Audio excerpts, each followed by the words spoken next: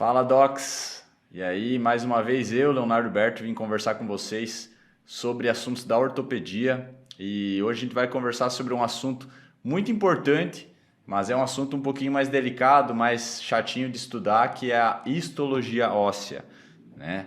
Então, assuntos relacionados à histologia normalmente a gente vê na faculdade em laboratórios com lâminas e uma aula é sempre um pouquinho mais desgastante, vamos dizer assim, do que uma aula prática, mas vai ajudar vocês principalmente para complementar as aulas da graduação e para bater algumas dúvidas que temos aí. Então vamos lá, o que a gente vai aprender nessa aula? Vamos aprender a definição da histologia óssea, as principais funções, quais os componentes da matriz óssea, quais as células envolvidas nesse processo, quais os tipos de osso que são formados e os tipos de ossificação, como que é composto e onde fica o sistema de Havers e o disco epifisário, né, a placa epifisária, qual que é a composição, onde que ela se encontra e vamos pincelar também sobre o processo de regeneração óssea, né? Então é uma aula bem completa aí e vamos dar sequência, bora! Antes da gente começar, eu acho que vale a pena pausar esse vídeo, tentar responder essa questão, que é uma questão que vocês vão ter condições de responder no final do vídeo e depois a gente vai voltar nela. Fechou? Vamos lá.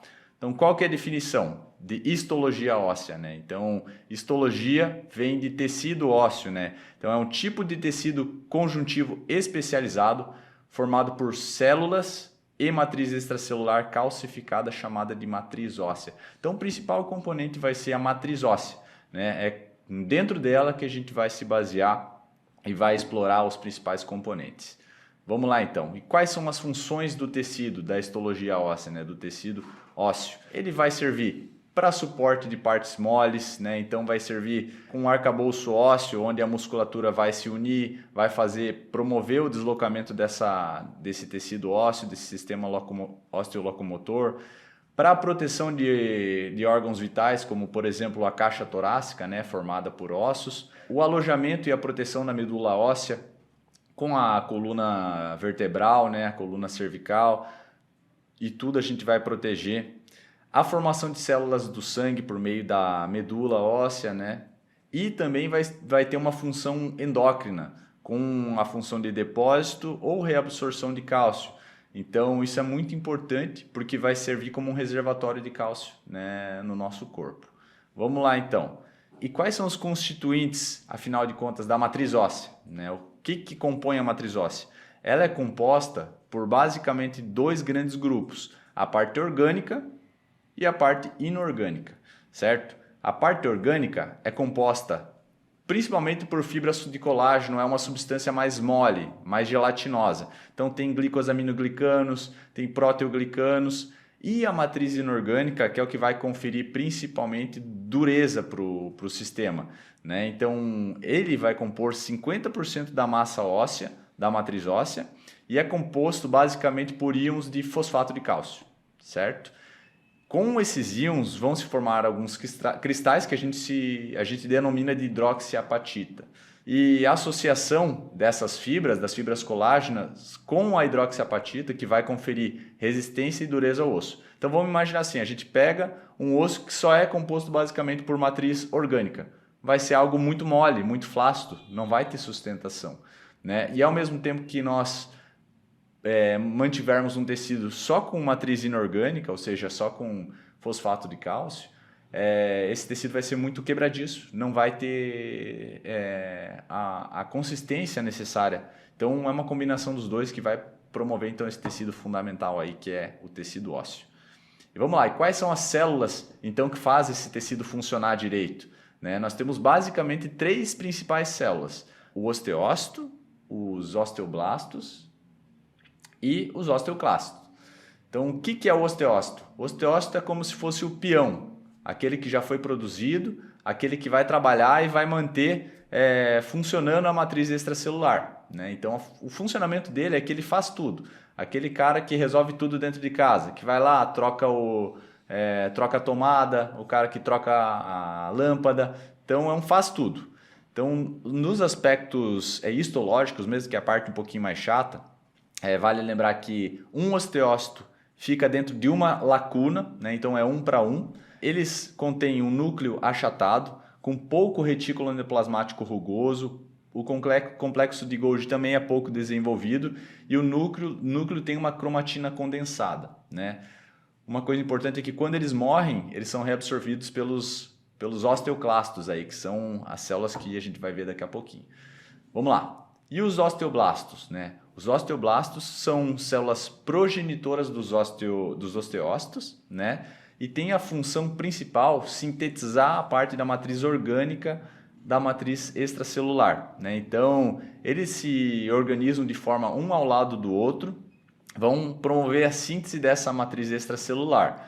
Quando eles são aprisionados pela matriz extracelular, né? Então vamos dizer que uma célula dessas foi aprisionada da matriz, se envolveu pela matriz, aí ele vai se transformar num osteócito, certo? Então ele é um precursor do osteócito, né? E os osteoclastos? Os osteoclastos são células como se fossem uns monstros, são células maiores, com vários núcleos. Imagina algo que vai englobando as outras coisas que tem em volta. Então, elas são células móveis, multinucleadas, células gigantescas que têm um citoplasma bastante granuloso. Eles são formados pelos monócitos que vêm da medula junto com o tecido ósseo. E a função principal deles é a reabsorção do tecido ósseo, certo? Então, quando vocês forem estudar lá no sistema endócrino, existem células da tireoide que vão produzir hormônios que vão se relacionar com os osteoclastos ali na reabsorção óssea, certo? Vamos lá, gente. Então, eu trouxe essa imagem para vocês terem uma noção mais objetiva dessas células. É lógico que isso é uma imagem do Junqueira que serve para a gente ter uma noção melhor, né? Então, percebam aqui em vermelho os osteoclastos, né, que são essas células vermelhas, maiores, com vários núcleos. Os osteoblastos aqui, um do lado do outro, certo? E os osteócitos ali no meio já da matriz extracelular. Então você imagina ali em verde, um osteoblasto se diferenciando em osteócitos e ficando aprisionado, né? Trouxe esse cartoon aqui mostrando as funções, né? Tá até em inglês aqui os osteoblastos com B de build, de construção, e os osteoclastos, né, fazendo o processo de reabsorção, né, tirando o osso, reabsorvendo esse osso, certo? Outros constituintes que vão promover o revestimento interno e externo são o periósteo e o endósteo, né? Essas células têm como principal função a nutrição e o fornecimento de novos osteoblastos. Então, elas que vão promover ali, né, vão levar os nutrientes necessários para essas outras células, certo? Trouxe essa outra imagem do carneiro para a gente conseguir perceber bem aqui o endósteo. Aqui nós conseguimos ver bem o endósteo que fica bem na parte mais interna, certo? Junto com o periósteo que fica mais na parte externa. Isso aqui, depois a gente vai estudar, que é o sistema Harvers. Daqui a pouquinho a gente vai ver eles. Certo? E quais são os tipos de tecido ósseo que existem, né? Existe o osso compacto, que na ortopedia nós chamamos muito de cortical, né? Existe o osso esponjoso, que é o osso que possui cavidades, é como se fosse uma esponja mesmo, né? Ele é mais fofo, né? Macroscopicamente, a gente consegue, num osso esponjoso, né, furar ele com mais facilidade. O osso cortical é como se fosse mais prensado, né? E qual que é a composição dos ossos longos? Os ossos longos se dividem principalmente em epífise, nas suas extremidades, e as epífises estão constituídas principalmente por osso esponjoso. Tem uma fina camada de osso cortical, de osso compacto na periferia, e no interior é mais osso esponjoso. E na diáfise vai ser o osso compacto, o osso cortical principal, né? Na parte interior da diáfise vai estar a medula e na parte mais periférica vai estar então o osso cortical, certo? E vamos lá, vamos falar então sobre os tecidos ósseos primários, que são os tecidos imaturos, como o nome já diz, ele vem primeiro, né? Aquele imaturo, que vai se desenvolver e vai se tornar um osso maduro posteriormente. É um osso que aparece principalmente no desenvolvimento embrionário, está aparecendo também no processo de reparação de fraturas, ele vem antes, certo? É temporário, então ele vai sendo substituído pelo osso secundário. E nos adultos a gente consegue encontrar esse tecido de osso principalmente em ossos mais chatos, como por exemplo na sutura do crânio, né, nos alvéolos dentais e em algumas inserções de tendões também. Então, esse é um detalhezinho. Eles possuem fibras colágenas que se direcionam para vários sentidos. É um osso pouco mineralizado, né? Então ele ainda está em fase de mineralização e tem muito mais osteócitos que o secundário, né? Então ele precisa mais desse controle da matriz extracelular que o tecido secundário, que é o tecido lamelar ou maduro, certo? É nesse tecido que a gente vai encontrar o sistema de Havers, perdão, que nós vamos estudar daqui a pouquinho, né? Cada osteócito vai ficar dentro de uma lamela nesse sistema de Havers, né? Então, o que é o sistema de Havers? Então, é um sistema muito importante porque é por meio desse sistema em que as células, os tecidos vão se comunicar. Então, imagina uma série de paredes, né? Que é esse osso compacto, né? Bastante cimento. Tem que, de alguma forma, ele se comunicar. Então, é como se fossem canaletas em que passam os vasos e passam os nervos. E cada célula, cada osteócito fica em uma lacuna dessas estruturas, como vocês podem ver nessa imagem aqui, né? Então, lá na região central, no conducto de Haver, está passando as estruturas mais importantes. E esse sistema é formado de forma circunferencial, em que a gente consegue perceber os osteócitos, né? As lâminas ósseas. E esse sistema está encontrado no osso cortical, que é aquele osso que está principalmente na diáfise dos ossos longos. Vamos lá. Essa é uma imagem também retirada do Junqueira, uma imagem que mostra bastante esse sistema já de forma mais técnica, né? Conseguimos ver as lamelas, né? De forma concêntrica, a parte central, que são os canais de Havers, e os sistemas intermediários. Agora vamos conversar um pouco sobre os tipos de ossificação, né? E esses tipos de ossificação na prática ortopédica eles têm muita valia, porque a gente busca com determinados tipos de síntese óssea, com determinadas técnicas cirúrgicas, um tipo ou outro tipo, né? Não é algo que a gente aprende costuma ter muita prática na faculdade, mas na parte cirúrgica, na parte ortopédica é bem interessante para nós. Então vamos lá, o que é a ossificação intramembranosa?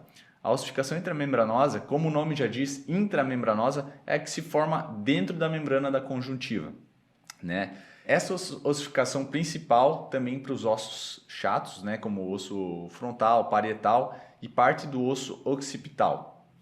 Nos ossos curtos, ela tem a função de fazer crescer e nos ossos largos, nos ossos longos, ela tem a função de alargar, certo? As superfícies internas e externas são formadas por reabsorção, que vai formar o osso compacto, certo?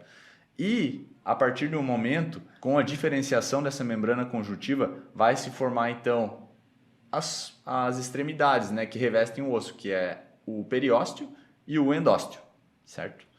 E o que é a ossificação endocondral? Também o nome já está dizendo, endocondral.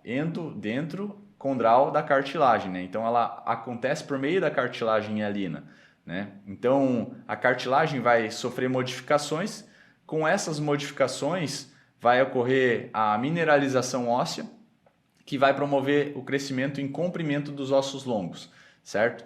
E esse crescimento é um crescimento longitudinal que ocupa toda a diáfise. Então a gente tem esse tipo de crescimento, né? Durante a vida, no período embrionário, os ossos vão ser formados por cartilagem, depois vão se mineralizar. E nós buscamos também esse tipo de ossificação em sínteses com estabilidade relativa, como, por exemplo, com hastes intramedulares, que a gente vai ver na aula de fraturas, que é a próxima aula desse módulo, certo? Outra estrutura importante a ser analisada de forma histológica é o disco epifisário. Mas o que é isso, Léo?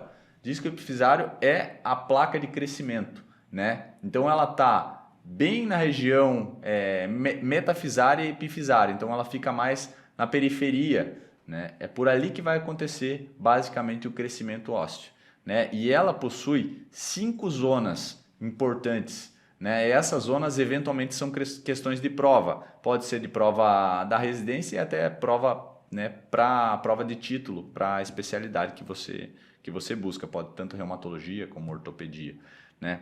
Então, quais são essas zonas? Existe a zona de repouso, certo? Que é essa zona aqui de baixo. Existe a zona de proliferação, né? Em que os condrócitos vão se diferenciar muito em várias colunas. Então, por aqui acontece muito crescimento ósseo, certo? A zona de cartilagem hipertrófica ou de hipertrofia. Então, antes de se proliferar, agora elas precisam crescer. E aí, essa é a zona hipertrófica. A zona de cartilagem calcificada. Então, depois que ela começou a crescer, ela vai calcificar, então vai começar a depositar fosfato de cálcio, né? E, por último, a zona de ossificação. Então, aqui já é um tecido mais diferenciado, né? Já mais maduro, que vai ter tecido ósseo, vão ter capilares e células osteoprogenitoras, certo? Então, às vezes, pausa esse slide, para olhar, né? Possui bastante informação, mas é a parte bem importante, né? E uma das zonas mais importantes é a zona de proliferação, certo? E agora, vamos partir para uma parte mais prática, que a gente gosta mais, né? Quem faz ortopedia, quem é ortopedista ou quem tem esse cunho mais clínico, gosta muito mais dessa fase, que é para entender como é que acontece a regeneração óssea, né? E como que acontece? A regeneração óssea é composta basicamente por 4 fases, e essas fases se misturam, vamos dizer assim. Então, para fins didáticos, né, existe a fase inflamatória, que é a primeira fase. Então, vamos supor que eu estou lá andando de moto, empinando a moto, caí e aí bati e quebrei a tíbia, certo? Primeiro momento vai acontecer a fase inflamatória, que é a fase que vai formar o hematoma e acontece em até 72 horas, né? Então, quando eu quebrei o osso, vai promover uma hemorragia local com recrutamento de células de defesa e células inflamatórias. E aí o paciente, no caso eu que caí de moto, vou estar com muita dor, inchaço, rubor local, então todos os mediadores inflamatórios, certo? Essa imagem eu trouxe para mostrar então a ruptura da cortical com esse recrutamento, certo? Posteriormente, esse tecido inflamatório vai começar a se diferenciar em calo mole, que a gente chama. Então, mole por quê? Porque realmente ele não tem aquela estrutura firme, né, de um osso rígido, ele está em formação, certo? E quando que isso acontece? Geralmente de 7 dias a 3 semanas, né? Então, as células progenitoras que invadiram aquela região, ou seja, os condrócitos, os osteoblastos, vão começar a se diferenciar num tecido um pouco mais maduro e vai conferir um pouco mais de resistência. E isso progressivamente, até chegar no calo duro, que aí vai haver a conversão, da matriz cartilaginosa em matriz calcificada. E aí a gente já consegue perceber isso também na radiografia, no raio-x. Já muda a forma como a gente vê essa consolidação clinicamente também. Então, essa fase dura até em média de 6 semanas. E posteriormente vamos ter a fase de remodelação óssea. Então, muitas vezes a gente vê um raio-x e esse raio-x tem um calo muito grande, né? Mas com o passar dos anos, a tendência é que essa área se remodele e fique o mais próximo de como era antes, né? Então existe essa remodelação. E essa fase pode durar meses a anos. Então, às vezes, a gente pode fazer uma radiografia agora, tá num aspecto, e posteriormente tá com um aspecto um pouquinho diferente, né? Já mais próximo do normal. Né? Então, qual que é a parte importante desse aspecto? É que essas fases se coexistem em algumas etapas. Então, nesse gráfico nós conseguimos ver que a partir do momento que houve a fratura, né, no tempo zero, já há a formação do hematoma e ele some. Posteriormente, vai haver a formação do calo duro e o calo mole, né? Só que pode ver que eles se coexistem em alguma etapa. Lógico que um vai regredindo à medida que o outro vai progredindo. E o que é mais interessante é que a remodelação dura muito mais do que 6 semanas, certo? Então, essa é a parte que vai transformar o osso na forma mais próxima de como ele era antes. Beleza, gente? Então, vamos lá. Questãozinha aí para treinar o conhecimento. Síntese da matriz, manutenção da matriz e reabsorção do tecido ósseo são funções desempenhadas respectivamente pelas seguintes células. Essa é uma questão fácil, né, gente? A partir do momento que você já entendeu, a gente sabe que as células principais são os osteoblastos, os osteócitos e os osteoclastos, certo? Então vamos lá, essa foi tranquila. E a próxima? Fontes nutritivas dos ossos. Vamos lá, letra A, vasos do periósteo. Será? B, vasos das cavidades medulares. Letra C, vasos dos canais de Havers. Ou todos acima? Perceba que eu tenho dificuldade de falar Havers, né? Então todos, né? Todos acima trazem um pouco de vascularização e a conjuntura desses três vão conferir então uma melhor irrigação para o tecido. Agora vamos voltar para aquela questão do início da aula, né? A região do disco epifisário de um osso longo em crescimento, que é formado por vários condrócitos empilhados, realizando mitoses, é denominada de... Então, assim, várias mitoses. Quando há mitose, é a proliferação, a divisão celular, né? Eles estão empilhados, né? Lembra daquela imagem? É a zona de proliferação, né? A zona que fica logo abaixo ou acima da zona de repouso. Beleza? Flashcards aí para o treinamento, galera. Quais são as etapas de consolidação óssea após uma fratura? Vai lá, Doc. Primeira fase, a fase inflamatória, né? Indo até 72 horas. Segunda fase, calo mole, 2 a 3 semanas. Terceira, calo duro, até 4 a 6 semanas. E remodelação óssea de meses a anos. Vamos lá. Quais são as zonas histológicas do disco epifisário? Disco epifisário igual a placa de crescimento, né? Então, vamos lá. Zona de repouso, zona de proliferação, zona de cartilagem hipertrófica, zona de cartilagem calcificada e zona de ossificação. Beleza? Vamos lá, gente. Então, uma aula muito densa, uma aula de histologia. Então, assim, é um conteúdo que precisa parar para pensar. Tem bastante conteúdo interessante nessa aula, principalmente a regeneração óssea. E o que a gente aprendeu nessa aula? Definição. Então, é um tipo de tecido conjuntivo especializado, formado por células e matriz extracelular calcificada chamada matriz óssea. Quais são os constituintes? Matriz orgânica e inorgânica. A inorgânica corresponde a 50% do peso. Os osteoblastos possuem a função basicamente de sintetizar a matriz orgânica, a matriz óssea, né? Ele acaba sendo aprisionado e virando um osteócito, que possui a função, por sua vez, de manutenção na matriz óssea, né? Aquele operário. E os osteoclastos possuem a função de remodelação e reabsorção óssea. Os tipos de osso principais são os ossos corticais e os ossos esponjosos. O tecido osso primário é aquele tecido temporário, que vai ser substituído pelo tecido maduro.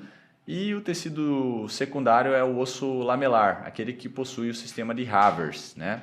Os tipos de ossificação principais são a ossificação intramembranosa, que, como o nome já diz, dentro da membrana. Então, nos ossos longos faz alargar e nos ossos curtos faz crescer. A ossificação endocondral dentro da cartilagem hialina, né? E qual que é a placa de crescimento? O disco epifisário, subdividido em 5 zonas: zona de repouso, proliferação, hipertrófica, calcificada e de ossificação. E a regeneração óssea, né, a parte clínica mais importante, é formada por 4 etapas, né, 4 fases. Fase inflamatória, fase de calo mole, até 3 semanas. Calo duro, até 6 semanas, e de remodelação, indo de meses a anos. Beleza? Então é isso aí, galera. A aula principalmente foi extraída do Junqueira, né? Um livro base aí das principais graduações do país, né? A histologia é um estudo difícil, porque muitas vezes a gente precisa ver as lâminas, tem bastante conteúdo, bastante teoria, mas vale a pena aí para a gente sedimentar o conhecimento. Valeu, Docs. Abraço, até a próxima aula aí. Fechou?